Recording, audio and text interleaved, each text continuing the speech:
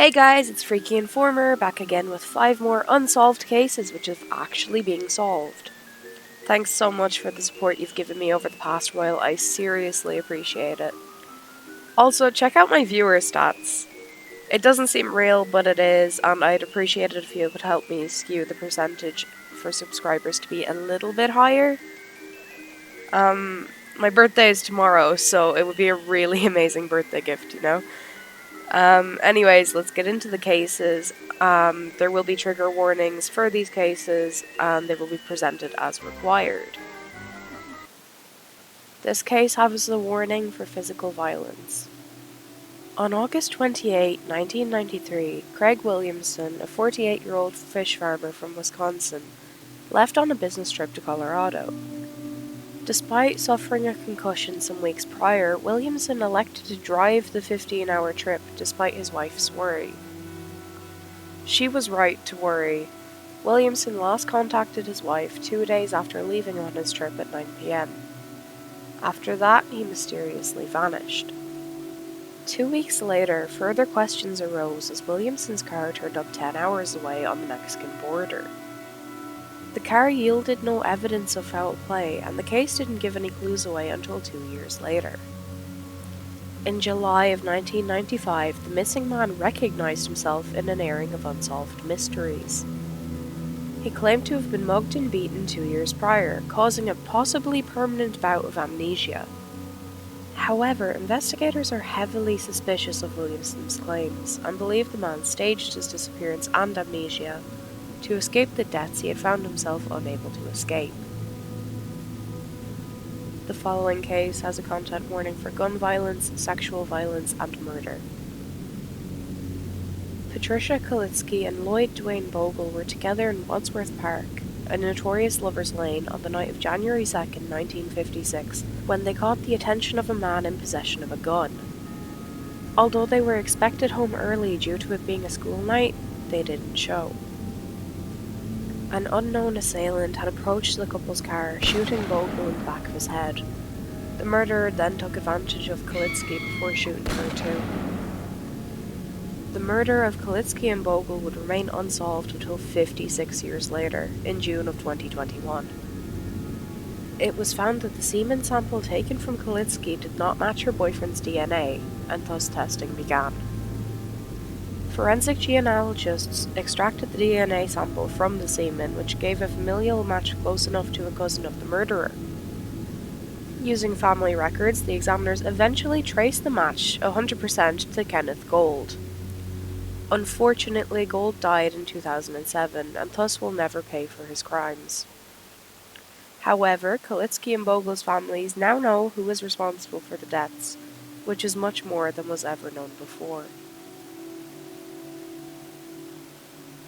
The Loch Ness Monster, or Nessie as it is affectionately known, has been under scrutiny since the first recorded sighting on May 2, 1933. Stories of the aquatic cryptid have been going around since about 1500 years ago, and there is still much debate today about whether or not there is a creature in Loch Ness that appears to be a prehistoric animal. However, a new picture of the creature emerged in mid-June of 2020 in the group Anomalous Universe on Facebook. You should definitely check out the group, by the way. Anyways, after much scrutiny, many experts considered some opinions. Biologically minded people identified the image as an eel or a catfish. However, the creature did turn out to be a catfish of some form. After examination by the Loch Ness Mystery blog, it was discovered that the image was digitally manipulated. While this picture is a confirmed fake, this still doesn't solve the mystery of the Loch Ness Monster. In this case, the photo's credibility is what is solved. The following case has a severe trigger warning for self-harm and suicide.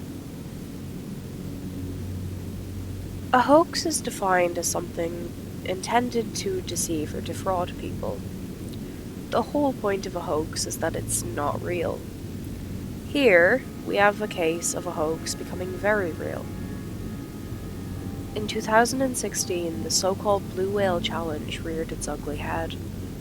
Tales of the game spread across the internet as a caution to parents, citing a challenge that started out with strange tasks, leading up to self-harm and suicide by the 50th task. The phenomenon was declared to be a hoax, but it was soon proven to be very real, in the sense that somebody fulfilled quite a few of the disgusting tasks.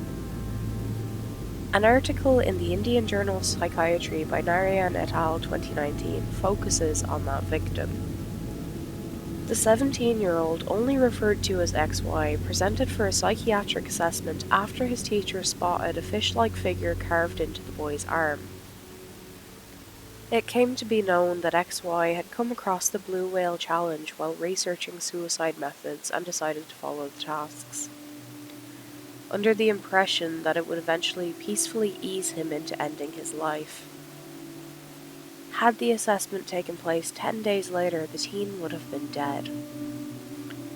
The creator of the challenge was never caught, but we can unequivocally say that this game is truly not a hoax, simply because people did take part in it.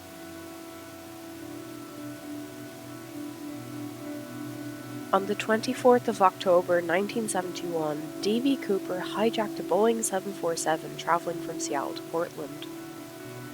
After taking the plane hostage, the man embezzled $200,000 before parachuting from the aircraft, never to be seen again. The once soldier and most of the money would never be seen again. $20,000 of the $200 were recovered in 1980 after a young boy discovered several bundles in the banks of the Columbia River. After D.B. Cooper's flight in October of 2020, a man stepped forward with evidence, both portrait and spoken.